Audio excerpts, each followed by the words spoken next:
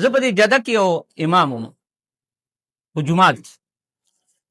ابو موسی اشعري رضی الله تعالی عنه جومات مو 10 کاله مې پکې امامتي کړله. ما سره یو بنګالی و، الله دې وبخي، اوس مړ دی، عبدالشکور دی، مو د بنګال و مؤذن و. نو هغه به چې چلته هغه هندوان به راتله که نه، خوا کې یو شرکه وه کپنه په هغې کې به کار کوو، نو هغو به داسې اوبو له راتله، جومات نه به یې اوبه پټې پټې وړلې. خو چې دې بنګالي به ولیدل ده به نه پرېښل لک. نو ما بنګالي ته ته دا هندوان ولې منې کوې د اوبو نه؟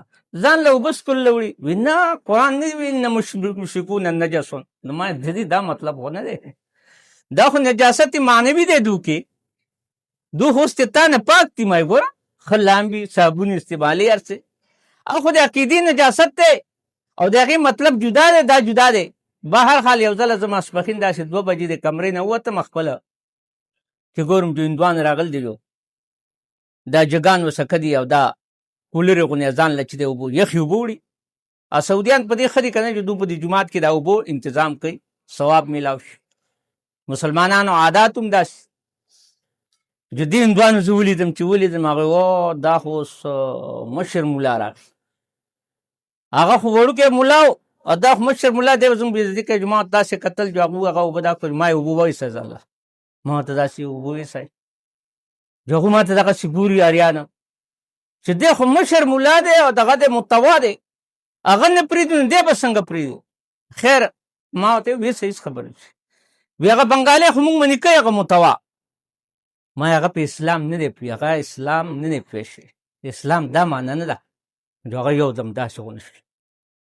نو ما منې اثر وکړو چې ګوره د اسلام نوم مې ورته واورېد، یو دم په دې خلکو یې اثر وکړو، دا خو د مونږ نه ښه دي. ما یې په زړه کې پوهېږي چې دومره خو د اسلام عزت سات، مونږ کې خو دومره عزت نشي د اسلام.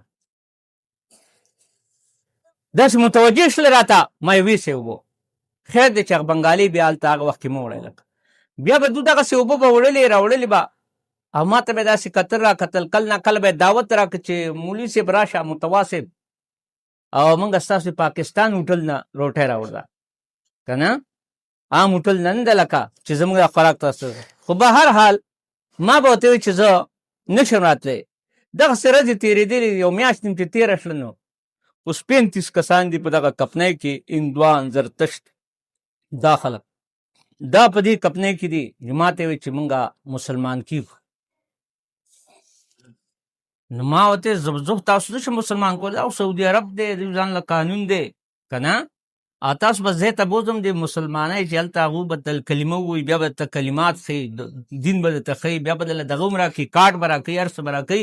یو جومات و هلته، هغې ته مې بوتله حی السلامه کې، هغو ډېر خوشحاله شوي، دا خو تا ډېر کسان راوستل. نو 35 کسانو 35 کسانو هغه 35 واله چې دی، ما چې ورته وایي چې نبي علیه السلام دا وایي لکه چې چا یو مسلمان له اوبه ورکړي، یو انسان له اوبه ورکړي، زیروخ له اوبه ورکړي، نو الله وله جنت ورکوي. نو هغو داسې یو دم داسې نیش له سټان ټوټلو. نو ما یې ګوره په دوی باندې څومره اثر کوي دا د دین خبره، دا غیر مسلم دي. نو هغو مسلمانان چې نو اوس دا د 2004 خبره ده په سعودي عرب، دا هغه وخت کې سعودي جده کې. اوس د هغې نه پس به څومره مسلمان شوي، والله الله. ماموته بیا به موته وی، دغه کامیابي ده. نو د شاه صاحب په وجه باندې څومره خلک مسلمان شول آل انډیا کې. قرآن دا برکات دي ښه، او قرآن دومره عظیم برکات دي، عظیم برکات دي